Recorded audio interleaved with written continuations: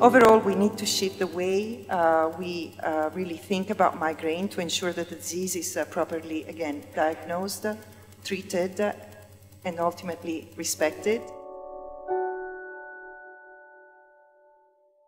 Many people now think that migraine is a headache a little bit stronger, and that's not a migraine. Migraine is all this picture of all the symptoms, and you won't believe how many things we could do at the same time. I could be vomiting, lying down on the floor and looking for a cold position somewhere apart from our explosive pain on our brain or our head. Few people would know this, but in the neurological illness arena, if you like, migraine constitutes 50% of the disease. It's really a debilitating brain disease which affects really the global functioning of the brain. Is that the migraine brain is actually hypersensitive to all of the stimuli that are in the environment. It's a pansensorial disorder. They perceive lights, sounds, smell in a much more increased way. The brain in migraine is wired in a different way. The problem is that when you have a migraine attack, that day you cannot think. Can you understand that? You cannot be. It's like having your brain on a wheelchair, but that is invisible and creates stigma. The real truth is that nobody sees us in that moment. We are always hidden. We don't even go to the neurologist when we have an attack. There is also a big distrust. As I said before, nobody trusts that what we are saying is the truth. Everybody thinks that we are using this pretext or this excuse. But the day of the birth, I got the worst migraine attack I can remember. But I cannot remember the pain or anything of the birth. I only remember the migraine attack of that day. The second most disabling neurological disease after stroke. Okay? It's the most disabling disease in the best years of our lives.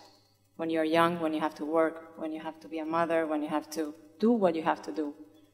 We have no flexibility in an enterprise. So often we receive phone calls from people that calls the patient organization saying, I have been fired out because of my migraine.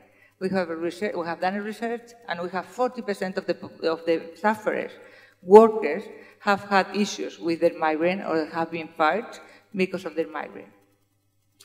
That's the work productivity impairment, and this is absenteeism only. We are not talking about presenteeism and all the other.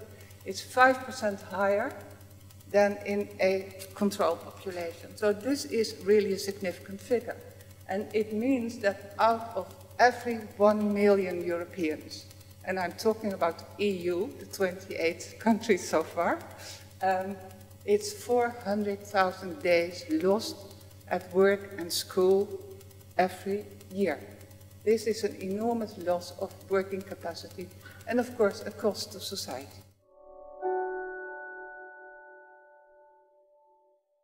The prevalence of migraine is significantly higher in women than in men. Women used to work in a previous generation. Nowadays, all of them are working, and we will never stay at home because we have a migraine. We want to be active.